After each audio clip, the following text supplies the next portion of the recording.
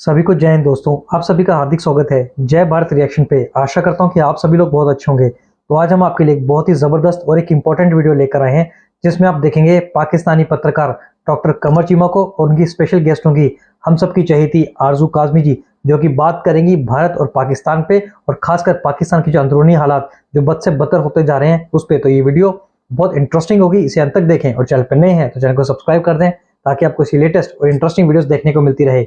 जय हिंद, जय Bharat. England Europe वाले पाकिस्तान को क्यों नहीं कहते कि भाई आपके यहाँ माइनॉरिटीज जो है उसकी आप हिफाजत करें। अभी ज्यादा टाइम नहीं हुआ, मेरे ख्याल एक वीक हुआ है कि लास्ट फ्राइडे को प्रेस क्लब जो है, इस्लामाबाद प्रेस क्लब और पेशावर, लाहौर, कोयटा, सब जगह के प्रेस क्लब जो है वहां पे एक प्रोटेस्ट अरेंज किया गया था माइनॉरिटीज के लिए। और एक हफ्ता भी नहीं हुआ है उस प्रोटेस्ट को किए हुए कि अभी जो है ये हादसा हो गया है। लेकिन इसके ऊपर तो बिल्कुल इंटरनेशनल कम्युनिटी खामोश है।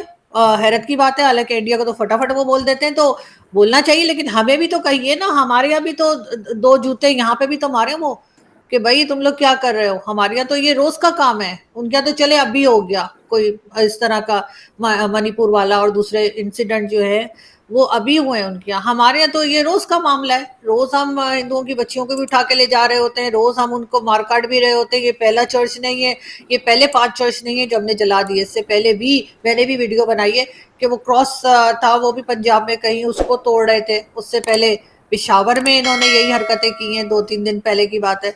तो सर यहाँ पे क्यों नहीं ये इंटरनेशनल कम्युनिटी को जो है जोश चढ़ता या नजर आता, मुझे तो समझ नहीं आती, क्योंकि ये इसके अलावा सुधरने वाले नहीं है। जब तक कोई इंटरनेशनल प्रेशर नहीं आएगा यहाँ पे कुछ काम नहीं किया जाएगा। नहीं, जोश चढ़ा हुआ है। वो बयान आए हैं पाकिस्तान के हवाले से, जो कि बेसिकली मैं समझता हूँ कि ये बयान नहीं आने चाहिए, कि हमें खुद इनकी केयर करनी चाहिए इससे पहले कि कोई बोले और फिर हम कहें कि जी हमारे इंटरनल मामलात हैं। मेरा ख्याल है हम वो हालात ही ना पैदा करें कि दुनिया हमारे ऊपर क्वेश्चन मार्क लगाए कि भाई क्यों आप जो है हमने बेसिकली माहौल ख़राब है। इस माहौल में जहाँ पे आपने ये कहा हुआ है कि जी एक क्रिश्चियन, एक नॉन मुस्लिम सदर वज़ीर आज़म नहीं बन सकता, जबकि आप 97% खुद मुसलमान, तो हमें किस चीज़ का खौफ है, क्या हो जाएगा। इस हवाले से बहुत सारे लोगों का राय है कि भाई 97% मुसलमान है, अगर एक हिंदू या क्रिश्चियन कोई बन भी जाएगा। बल्कि अगले दिन में हमारे दोस्त हैं तो वो कह रहे थे कि पाकिस्तान की तारीख में जो नॉन मुस्लिम जो चीफ जस्टिस आए हैं, जस्टिस भगवान दास और भी कुछ हैं, ये सबसे नॉन कंट्रोवर्शियल जजेस आए हैं पाकिस्तान की तारीख में, और वो सबसे ईमानदार थे जो नॉन मुस्लिम थे।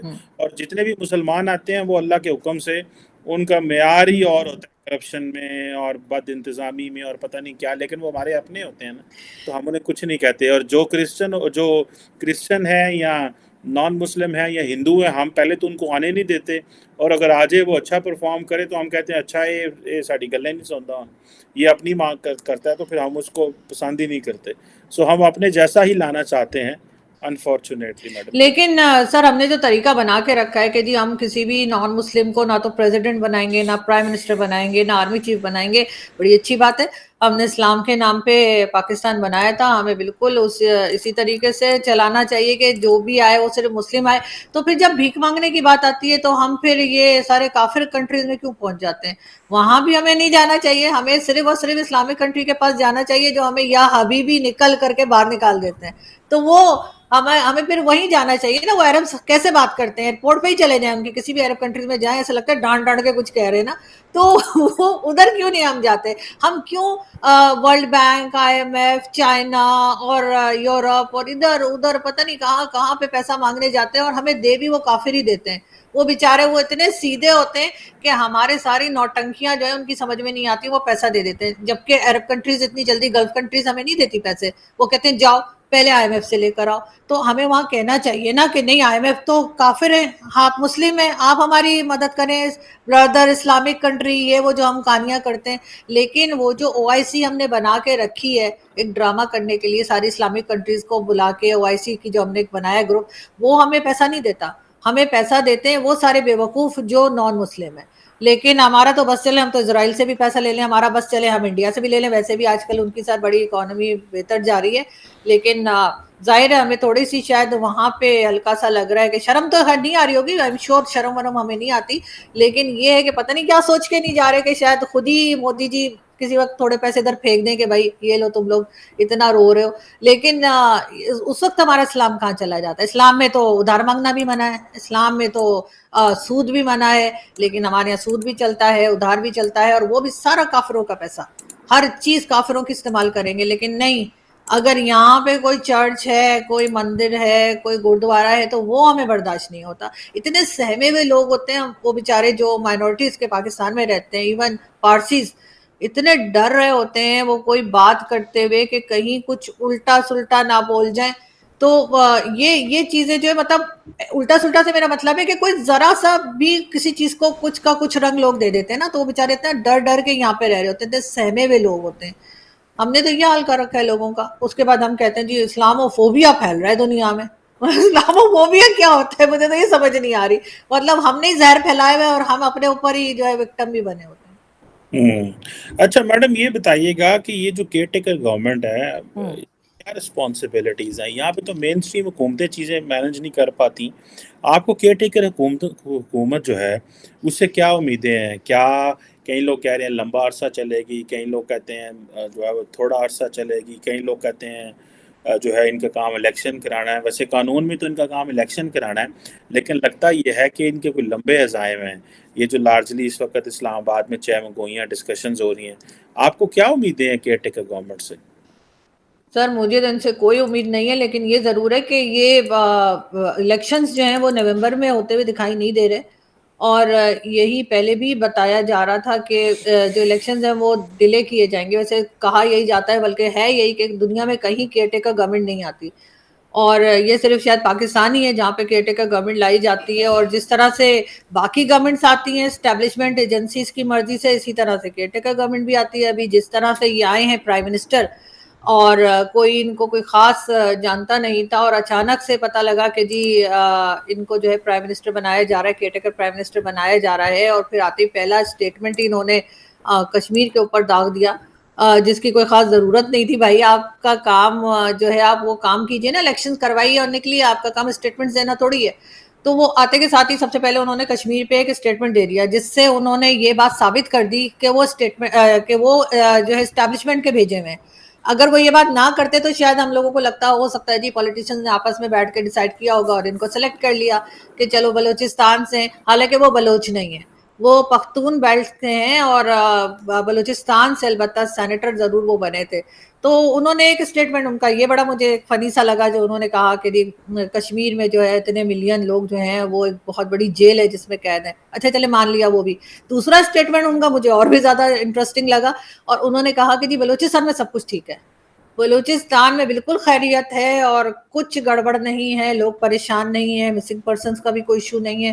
اور ساتھ ہی یہ کہ بلوچستان کے ساتھ بہت اچھا ہوا ہے، وہاں کے جو لوگ ہیں ان کے ساتھ اس سے بہتر کچھ اور ہو نہیں سکتا تھا کہ وہ پاکستان کے ساتھ ملا دیا جائے. مطلب اس قسم کی اسٹیٹمنٹ جو ہے وہ سن کر کوئی میرا خیال ہے کہ کلاس 5 کا بچہ بھی بتا دے گا کہ ان کو کہاں سے بھیجا گیا ہے اور یہ کدھر سے آئے ہیں. تو اس قسم کی کدھر سے آئے باتیں ہیں کر رہے میڈم؟ ہیں. یہ کدھر سے آئے ہیں؟ تو جدھر سے آپ آئے. میں تو اپنے گاؤں سے آیا. سر میں اتنی دیر سے 500 بار اسٹیبلشمنٹ بول چکی ہوں، آپ پھر مجھے مطلب آپ نے میری سپاری لی ہے کیا؟ میں یہ میں آپ ادھر سے آئے ہیں، کدھر یہ اسٹیبلشمنٹ کیوں وزیر اعظم بھیجیں گے؟ سر اسٹیبلشمنٹ ہی بھیجتی ہے نا میڈم تو آپ کے راجہ خیال ریاض نے سے. بیان کیا ہے. تو راجہ ریاض کون ہوتے ہیں سر؟ یہاں پہ ہر کام وہ تو اسٹیبلشمنٹ کرتی ہے. اپوزیشن لیڈر نہیں تھے. نہیں سر، یہاں پہ نہ کوئی اپوزیشن لیڈر ہوتا ہے، نہ کوئی پرائم منسٹر ہوتا ہے، نہ کوئی پریزیڈنٹ ہوتا ہے. یہاں پہ تو جو اسٹیبلشمنٹ اور آئی ایس پی آر اور ان سب کی طرف سے جس کو کہہ دیا جاتا ہے وہ پرائم منسٹر بن جاتا ہے، وہ صدر نہیں بن قانون جاتے میں ہیں. تو نہیں لکھا ہوا یہ میڈم سارا کچھ. سر ہر چیز لکھی تو نہیں ہوتی نا سر، تھوڑا سا مطلب انسان جو ہے وہ سمجھ بھی لیتا ہے، خود بھی ہر چیز لکھ کے تھوڑی دی جاتی ہے. اچھا میں نے سمجھا راجہ ریاض نے کیا، آپ کہہ رہی ہیں نہیں اسٹیبلشمنٹ. نہیں سر، سر اسٹیبلشمنٹ کے یہ اسٹیبلشمنٹ تو اسٹیبلشمنٹ صدر کے بہت کلوز بھی سمجھے جاتے ہیں. یہ سر ریکارڈ پر ہے کہ یہ اسٹیبلشمنٹ کے بہت کلوز بھی سمجھے جاتے ہیں. بلکہ ان کی پکچر تھی عمران خان کے ساتھ 2-3 دن پہلے کسی نے ٹویٹر پہ لگائی تھی، اور کسی بڑے جرنلسٹ نے لگائی تھی. انہوں نے کہا کہ جی اسٹیبلشمنٹ کے 2 پروڈکٹ ایک ساتھ کھڑے، ایک گیا ہوا اور ایک آیا ہوا. तो सर इतना तो सर हमें पता ही होता है ना, इतना तो हम लोग समझ ही ये सकते हैं। कैसे पता चलता है? ये जो सवाल है कि ये एस्टैब्लिशमेंट के बंदे, ये कैसे पता चलता है? मैं भी जानना चाहता हूँ। आपने राजा रियाज ऑपोजिशन लीडर को कहा कि नहीं, ये उन्होंने नहीं कहा, उनके नहीं, पीछे नहीं। से किसी ने कहा। हम्म। ये पता कैसे चलता है ये एस्टैब्लिशमेंट का बंदा है?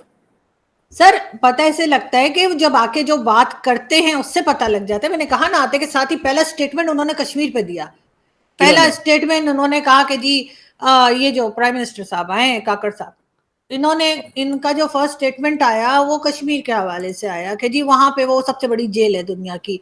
चलो मान लिया। दोस्तों आशा करता हूं कि वीडियो को आपने अंत तक देखा होगा और ये पूरी वीडियो आपको काफी पसंद आई होगी। और इस पूरी वीडियो के बारे में जो भी आपके विचार हैं, आप अपने विचार हमें कमेंट सेक्शन में लिखकर जरूर बताएं। हमें आपके कमेंट्स का इंतजार रहेगा। और एक बार फिर चैनल पे नए हैं तो चैनल को सब्सक्राइब कर दें, और वीडियो पसंद आई है तो इसे लाइक और शेयर जरूर कर दें। तो चलिए फिर मिलेंगे ऐसी किसी इंपॉर्टेंट और इंटरेस्टिंग वीडियो में। तब तक अपना ध्यान रखिए। जय हिंद, जय भारत।